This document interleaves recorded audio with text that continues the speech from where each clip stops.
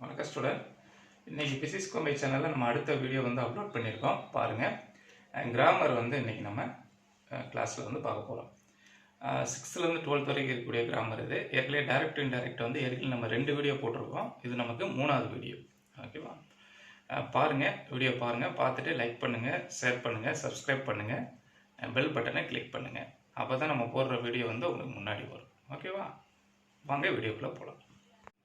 இப்போ வந்து டைரக்ட் இன்டைரக்டில் இப்போ நம்ம பார்க்குறது டென்ஸ் சேஞ்ச் வந்து பார்க்குறோம். ஓகேவா? ஏற்கனவே நம்ம ரிப்போர்ட்டிங் ஸ்பீச் என்ன, ரிப்போர்ட்டட் ஸ்பீச் என்ன, ரிப்போர்ட்டிங் ஸ்பீச்சில் இருக்கக்கூடிய வெர்பு எப்படி சேஞ்ச் ஆகும், கன்ஜெக்ஷன் எப்படி வரும், ஒவ்வொரு டைப்புக்கு எத்தனை வரும் அப்படிங்கிறதால ஏற்கனவே நம்ம முன்னாடி இருக்கக்கூடிய 2 வீடியோக்களில் சொல்லியிருக்கிறோம். இப்போ வந்து அடுத்து நம்ம இந்த 3வது வீடியோவில் நம்ம என்ன சொல்ல போகிறோம் அப்படின்னா டென்ஸ் சேஞ்ச் பற்றி சொல்ல போகிறோம். ஃபஸ்ட்டு டென்ஸ் சேஞ்ச் பற்றி சொல்ல போகிறோம். டைரக்ட்லேருந்து இன்டைரக்டுக்கு மாறும் பொழுது டென்ஸ் எப்படி சேஞ்ச் ஆகும் அப்படிங்கிறத இப்போ நம்ம இன்னைக்கு வீடியோவில் சொல்ல போகிறோம். ப்ரெசன்ட் டென்ஸாக இருந்துச்சுன்னா, அதாவது டைரக்டில் ப்ரெசன்ட் டென்ஸாக இருக்குன்னு வச்சுக்கோங்க. டைரக்டில் ப்ரெசன்ட் டென்ஸாக இருந்துச்சுன்னா இன்டைரக்டுக்கு மாற்றும் போது நம்ம பாஸ்ட் டென்ஸாக என்ன செய்யணும், மாற்றணும். டென்ஸ் எல்லாமே இப்போ எடுத்துக்காட்டுக்கு கோ அப்படின்னு ஒரு வெர்பு இருக்குன்னு வச்சுக்கோங்க, ப்ரெசன்ட் டென்ஸில் இருக்குது. இப்போ இதை பாஸ்ட் டென்ஸ்ன்னு சொல்லும்போது வெண்ட் அப்படின்னு சொல்லி எடுத்துக்காட்டுக்கு சொல்கிறோம். எடுத்துக்காட்டுக்கு கோன்னு இருந்துச்சுன்னா நம்ம இன்டைரக்டுக்கு மாற்றும் போது, டைரக்ட்லேருந்து இன்டைரக்டுக்கு மாற்றும் போது வெண்ட்டுன்னு மாற்றணும். ஓகேங்களா?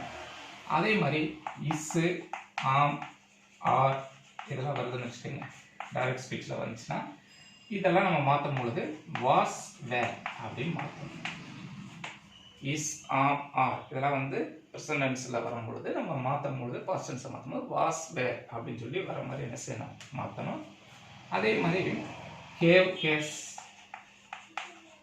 இது டைரக்டில் இருந்துச்சுன்னா இன்டைரக்டுக்கு மாற்றும் போது ஹேவ் அப்படிங்கிற டென்ஸ் வர மாதிரி நம்ம மாற்றணும். ஹேவ், ஹேஸ் வந்துச்சுன்னா ஹேடுன்னு மாற்றணும்.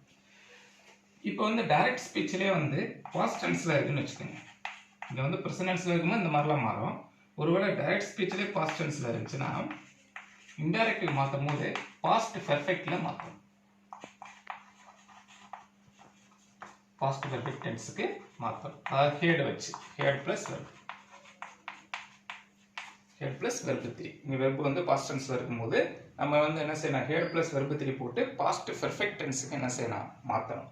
டைரக்ட்லேருந்து இன்டைரக்ட் மாற்றணும். அது மாதிரி சில ஆக்சிலரி வெர்ப்ஸ் எல்லாம் வந்துச்சுன்னா, இப்போ வந்து வில்லு வந்துச்சுன்னா வுட்டு, வில்லு வந்துச்சுன்னா வுட்டு, செல்லு வந்துச்சுன்னா சுட்டு, மே வந்துச்சுன்னா மைட்டு, இந்த மாதிரி சில ஆக்சிலரி வெர்ப்ஸ் வரும்போது வில் வந்தா விட்டு, செல் வந்தா சுட்டு, மே வந்தா மைட்டு, கேன் வந்தா குட்டு, அந்த மாதிரி மாற்றம். ஓகேங்களா? இதுதான் வந்து பார்த்தீங்கன்னா இங்கே இருக்கக்கூடிய டென்ஸ் சேஞ்சஸ் பற்றி சொல்கிறோம். இது எல்லாமே வந்து பார்த்தீங்கன்னா ஃபஸ்ட்டு டைப் ஸ்டேட்மெண்ட் டைப்பு, அப்புறம் வந்து இன்ட்ராகேட்டிவ் டைப்பு, எக்ஸ்க்ளாமேட்டரி டைப், மொத்தம் வந்து 4 டைப்பில் 3 டைப்புக்கு இப்படி தான் மாற்றணும். அது தேர்ட் டைப் இருக்கு இல்லையா, இம்பேரேட்டிவ் டைப் இருக்குங்க இல்லையா, அந்த டைப்புக்கு வந்து வெர்பில் வந்து எந்த ஒரு டென்ஸில் வந்து எந்த ஒரு சேஞ்சஸுமே என்னது இருக்காது, வெர்பு அப்படியே வரும். ஓகேங்களா? தேர்ட் டைப்புக்கு வெர்பு அப்படியே வரும். மிச்சம் இருக்க 3 டைப்புக்கு தான் இது எல்லாமே என்ன செய்யும், பொருந்தும். இப்போ அடுத்துப்பா நம்ம டைம் அண்ட் பிளேஸ் அட்வெர்பியல் சேஞ்சஸ் பற்றி பார்க்கணும். அதாவது ஒரு டைம் அண்ட் பிளேஸ் அட்வெர்பியல் சேஞ்சுங்கும் பொழுது டைம் வந்து எப்பயுமே டைரக்ட்லேருந்து இன்டைரக்ட் மாற்றும் போது கண்டிப்பாக நம்ம டைம் வந்து மாற்றி தான் சொல்லுவோம். அப்போ அந்த மாதிரி வரும்பொழுதெல்லாம் எப்படி வரும், எப்படி மாறும். இப்போ பாருங்கள், டைரக்ட்லேருந்து இன்டைரக்டுக்கு திஸ் அப்படிங்கிறது தமிழில் இது, நம்ம இன்டைரக்டுக்கு மாற்றும் போது தட் அப்படின்னு மாற்றணும். அதாவது அது அப்படின்னு மாற்றணும். உங்களுக்கு நான் தமிழ்லையும் சொல்லியிருக்கேன். திஸ்னா தட் அப்படின்னு மாறும். அதே மாதிரி தீஸ் அப்படின்னா இவைகள், இன்டைரக்டுக்கு மாற்றும் போது தோஸ் அவைகள் அப்படின்னு மாறும். அடுத்து ஹியர், ஹியர்னா இங்கே, தேர், தேர்னா என்னது அங்கே. அடுத்து தஸ் அப்படின்னா இப்படியாக, சோ அப்படியாக. நவ், டைரக்ட்ல நவ் அப்படின்னு வந்துச்சுன்னா, நவ்னா தமிழ்ல இப்பொழுது, நம்ம மாற்றும் போது தென் அப்படின்னு மாற்றணும். தென் என்னது அப்பொழுது. எகோ, எகோனா முன்னால், பிஃபோர்னா முன்னதாக. டுடே, டுடேனா இன்று, டுடேனா என்ன இன்று. தட்டே, தட்டேனா அன்று. அதாவது டுடேன்னு வந்துச்சுன்னா நம்ம தட்டேன்னு மாற்றணும். டைரக்ட்ல டுடேன்னு வந்துச்சுன்னா நம்ம இன்டைரக்டுக்கு மாற்றும் போது தட்டே அப்படின்னு மாற்றணும். அதே மாதிரி டுநைட், டுநைட்னா இன்றிரவு, நம்ம மாற்றும் பொழுது தட் நைட் அப்படின்னா முந்தைய இரவு அப்படின்னு மாற்றணும். அதே மாதிரி எஸ்டர்டேன்னு வரும்பொழுது நேற்று. அதை நம்ம இன்டைரக்ட்டுக்கு மாற்றும் போது த ப்ரீவியஸ் டே, அப்படி இல்லாட்டி த டே பிஃபோர், அப்படி இல்லாட்டி த லாஸ்ட் டே. இந்த மூணில் எது வேணுமா நம்ம போட்டுக்கலாம். த ப்ரீவியஸ் டேன்னு போட்டாலும் சரி, இல்லை த டே பிஃபோர்னு போட்டாலும் சரி, இல்லை த லாஸ்ட் டே அப்படின்னு போட்டாலும் சரி. இது எல்லாத்துக்கும் ஒரே அர்த்தம் தான், முந்தைய நாள் அப்படின்னு அர்த்தம். அதே மாதிரி லாஸ்ட் வீக்னா சென்ற வாரம். அதை வந்து நம்ம இன்டைரக்ட்டுக்கு மாற்றும் போது த ப்ரீவியஸ் வீக்னு மாற்றலாம், அப்படி இல்லாட்டி த வீக் பிஃபோர் அப்படின்னு மாற்றலாம். இதே மாதிரி தான் லாஸ்ட் வீக் மாதிரி தான் லாஸ்ட் இயர், அப்புறம் லாஸ்ட் மந்த். அப்போ லாஸ்ட் இயர்னா த ப்ரீவியஸ் இயர் அப்படின்னு சொல்லணும், அப்படி இல்லாட்டி த இயர் பிஃபோர் அப்படின்னு சொல்லணும். அப்படி மந்த்துக்கு சொல்கிறோம்னு வச்சுக்கோங்க, லாஸ்ட் மந்த் சென்ற மாதம் அப்படின்னு வந்துச்சுன்னா the previous month, the month before. அந்த மாதிரி நம்ம என்ன செய்யலாம், மாற்றலாம். அது தமிழில் நம்ம சொல்லும் போது இப்போ சென்ற வாரம்னா முந்தைய வாரம். இதே மாதிரி தான் முந்தைய நாள் மாதிரி. வாரம் சொன்னோம்னா முந்தைய வாரம், மாதம் சொன்னோம்னா முந்தைய மாதம், வருஷம் சொன்னோம்னா முந்தைய வருடம். அந்த மாதிரி சொல்லலாம். இது போக இன்னும் கொஞ்சம் இருக்கு. ஓகேவா? இப்போ இதே மாதிரி இப்போ டுமாரோன்னா நாளை எப்படி வந்துச்சுன்னா, நம்ம டைரக்டில் டுமாரோன்னு வந்துருந்துச்சுன்னா சென்டென்ஸில் இருந்துச்சு அப்படின்னா நம்ம இன்டைரக்ட்டுக்கு மாற்றும் பொழுது த நெக்ஸ்ட் டே அல்லது த டே ஆஃப்டர் இல்லாட்டி த ஃபாலோயிங் டே. இது எல்லாத்துக்கும் ஒரே அர்த்தம் தான், அடுத்த நாள் அப்படின்னு அர்த்தம், அடுத்து வரக்கூடிய நாள் அப்படின்னு அர்த்தம். இப்போ டுமாரோன்னு வந்துச்சுன்னா நம்ம அந்த நெக்ஸ்ட் டே அல்லது த டே ஆஃப்டர் இல்லாட்டி த ஃபாலோயிங் டே அப்படின்னு சொல்லி ஏதாவது ஒன்று செலக்ட் பண்ணி போட்டுக்கலாம். இதில் எது போட்டாலும் ரைட் தான். இப்போ டைரக்டில் இப்படி வந்துச்சுன்னா இன்டைரக்டில் இப்படி மாற்றிடுங்க. அதே மாதிரி நெக்ஸ்ட் வீக்னா இப்படி நம்ம லாஸ்ட் வீக் சொன்னோம் இல்லையா, அதே மாதிரி நெக்ஸ்ட் வீக்னா வரும் வாரம் அப்படின்னு அர்த்தம். இப்போ டைரக்டில் நெக்ஸ்ட் வீக் அப்படின்னு வந்துச்சுன்னா இன்டைரக்ட்டுக்கு நீங்கள் மாற்றும் பொழுது வீக் ஆஃப்டர், அதற்கு அடுத்த வாரம் அப்படின்னு அர்த்தம். இதே மாதிரி தான் நம்ம நெக்ஸ்ட் மந்த், நெக்ஸ்ட் இயர் எல்லாத்தையும் இதே மாதிரி நம்ம மாற்றிக்கலாம். இப்போ நெக்ஸ்ட் மந்த் அப்படின்னா த மந்த் ஆஃப்டர், அதற்கு அடுத்த மாதம் அப்படின்னு அர்த்தம். நெக்ஸ்ட் இயர் அப்படின்னு மாற்றினோம்னா த இயர் ஆஃப்டர், அதற்கு அடுத்த வருடம் அப்படின்னு அர்த்தம். ஆக இந்த மாதிரி டைம் அண்ட் வெர்பியல் எல்லாமே இதுதான். இதுக்குள்ளே எல்லாமே நமக்கு வந்துடும். நம்ம சேஞ்ச் பண்ணும்போது இதுக்குள்ளே எல்லாமே வந்துடும். வந்துச்சுன்னா நம்ம டைரக்ட்லேருந்து இன்டைரக்ட்டுக்கு மாற்றும் போது இதை இந்த மாதிரி நம்ம என்ன செய்யணும், நம்ம எப்படி எழுதி போட்டிருக்கோமோ அதே மாதிரி நம்ம என்ன செய்யணும், சேஞ்ச் பண்ணணும். இப்போ அடுத்து வந்து நம்ம ஒவ்வொரு டைப்புக்குரிய எடுத்துக்காட்டாக நம்ம என்ன செஞ்சுட்டு வருவோம். முதல்ல சிம்பிளாக பார்ப்போம், அப்புறம் கொஞ்சம் ஹார்டான சென்டென்ஸ் வச்சு பார்ப்போம். ஓகேவா? இப்போ வந்து ஃபஸ்ட்டு நம்ம ஸ்டேட்மெண்ட் டைப்புக்குரிய எடுத்துக்காட்டுக்கு போவோம். இப்போ டைப் 1 ஸ்டேட்மெண்ட் டைப்பு. இப்போ ஸ்டேட்மெண்ட் டைப்புக்கு நம்ம சில எக்ஸாம்பிள்ஸ் வந்து இப்போ நம்ம சிம்பிளாக முதல் எழுதியிருக்கோம். சிம்பிளாக மாற்றி பார்ப்போம். அப்புறமா கொஞ்சம் டஃப்பான சென்டென்ஸ் எடுத்து அதை எப்படி மாற்றுறாங்க அப்படிங்கிறத பார்ப்போம். இப்போ வந்து பார்த்தீங்கன்னா ஃபஸ்ட்டு எக்ஸாம்பிள்ஸ் நான் கொடுத்துருக்குது. He said I play cricket. இப்போ இது வந்து டைரக்டில் இருக்குது. இப்போ டைரக்டில் இருக்கிறத இப்போ நம்ம இன்டைரக்ட்டுக்கு மாற்ற போகிறோம். இப்போ டைரக்டில் இருக்குது அப்படின்னா கமா இருக்கும், கொட்டேஷன் இருக்கும். ஓகேவா? இது இன்டைரக்ட்டுக்கு வரும்போது அதெல்லாம் என்ன செய்யக்கூடாது, நம்ம போடக்கூடாது. இது ஃபஸ்ட்டு டைப் ஸ்டேட்மெண்ட் டைப். இது அதாவது சப்ஜெக்டில் இங்கே ஸ்டார்ட் ஆகிருந்தாலே அது மேக்ஸிமம் அது வந்து ஃபஸ்ட்டு டைப் தான். சப்ஜெக்டில் ஸ்டார்ட் ஆனாலே இது ஃபஸ்ட்டு டைப் தான். ஐ பிளே கிரிக்கெட். இப்போ இது தமிழ் என்னது, அவன் கூறினான் நான் கிரிக்கெட் விளையாடுகிறேன். ஓகேவா?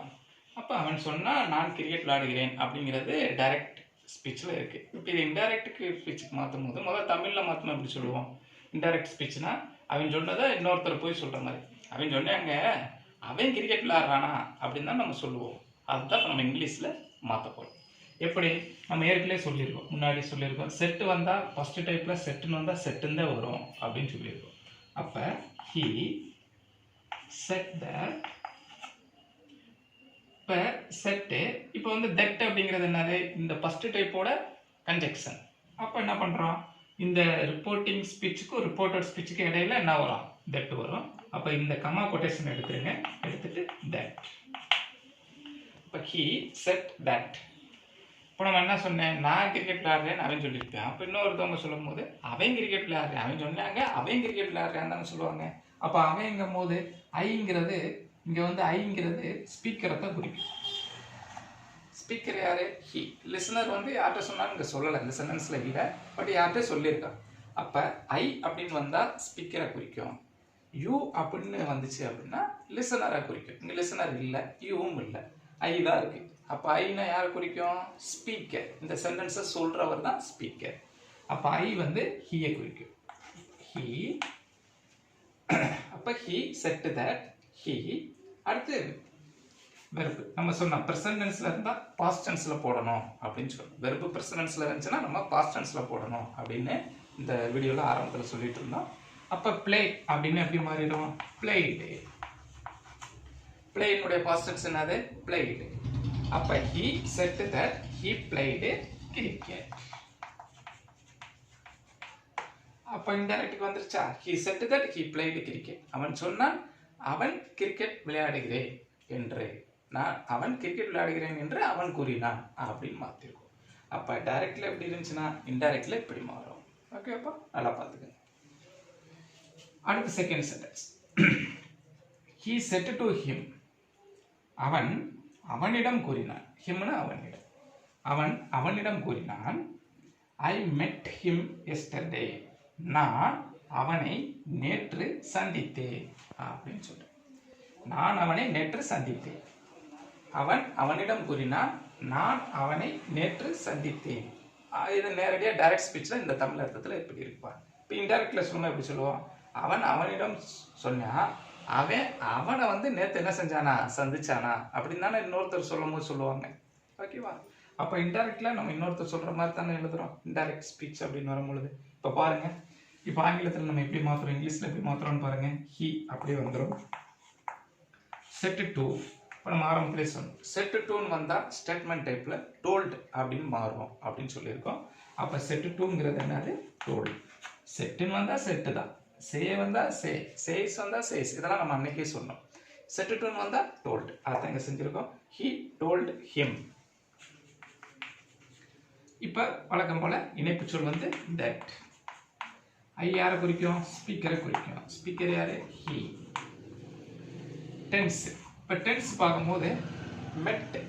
மெட்டுங்கிறது பாஸ்ட் டென்ஸுங்க. ஓகேவா? மீட்டு மெட்டு மெட்டு. மெட்டுனா பாஸ்ட் டென்ஸ். பாஸ்ட் டென்ஸ் வந்து என்ன செய்யணும்னு சொன்னோம்? பாஸ்ட் பெர்ஃபெக்ட்ல எழுதணும் அப்படின்னு சொன்னோம். அப்போ பாஸ்ட் பெர்ஃபெக்ட்ல எழுதும் போது he had. had verb 3. அதான் வந்து பாஸ்ட் பெர்ஃபெக்ட்ல நம்ம எழுதும் போது எழுதுவோம். அப்போ மெட்டுக்கு வெர்பு 3 மெட்டு தான். அவன் அவனை தான். அவங்க சொல்லும் போது இன்னொருத்தர் போய் சொல்லும் போது அவன் அவனை தான் சொல்லுவான். பேசும்போது அவன் அவனை தான் சொன்னேன். இன்னொருத்தர் கேட்டு போய் சொல்லும் போது அவன் அவனை அப்படின்னு தான் நம்ம என்ன சொல்லுவோம். அப்போ மெட் ஹிம் அப்படியே தான் வரும். எஸ்டர்டே. எஸ்டர்டேனா நம்ம இந்த டே பிஃபோர். ஓகேவா? முந்தைய நாள் அவன் அவனிடம் கூறினான் முந்தைய நாள் அவன் அவனை சந்தித்தேன் என்று. இதுதான் வந்து தமிழ்ல வரும்போது மீனிங். இது செகண்ட் சென்டென்ஸ். புரியுதா எல்லாத்துக்கும்? இப்போ தேர்ட் சென்டென்ஸ். இப்போ தேர்ட் சென்டென்ஸ்ல என்ன சொல்றாங்க? they said to her we have bought a car. ஓகேவா? they said to her அவர்கள் அவளிடம் கூறினார்கள். ஓகேவா? அவர்கள் அவளிடம் கூறினார்கள் we have bought a car. நாங்கள் ஒரு காரை வாங்க போகிறோம். வாங்க போகிறோம் இல்ல, வாங்கி கொண்டு இருக்கிறோம். அந்த மாதிரி they said to her we have bought a car. ஓகேவா? இப்போ இதை மாற்றும் போது they said to எடுத்துட்டு என்ன போடுங்க? told.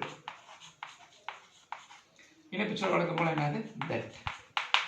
நாங்கள் அப்படின்னு சொல்லணும். நம்ம சொல்லுவோம் எப்படி சொல்லுவோம்? அவர்கள் அப்படின்னு சொல்லணும். வீணா ஃபர்ஸ்ட் இருக்கால தான் குறிக்கும், ஸ்பீக்கரை தான் குறிக்கும். இப்போ ஸ்பீக்கர் யாரு? they. they have bought-ங்கிறது பிரசன்ட் டென்ஸ். அதை வந்து நம்ம பாஸ்ட் டென்ஸ்ல அது பிரசன்ட் பெர்ஃபெக்ட். அது கரெக்டாக சொன்னால் அது பிரசன்ட் பெர்ஃபெக்ட்ல இருக்கு. அதை பாஸ்ட் பெர்ஃபெக்ட்டுக்கு நம்ம மாற்றணும். ஹேவ் வந்து எப்படி மாறிடும்? had bought. இடம்லாம் இருக்கிறது. they had bought a car. எப்படி மாறுது? they told her that they had bought a car. எப்படி இருந்துச்சு? they said to her இருந்துச்சு, அதை they told her மாத்தணும். we have bought a car இருந்துச்சு, அதை they had bought a car அப்படின்னு மாத்திருப்போம். இன்னைக்கு நம்ம ஸ்டேட்மெண்ட் டைப்ல சில எடுத்துக்காட்டுகள் பார்த்தோம்ப்பா.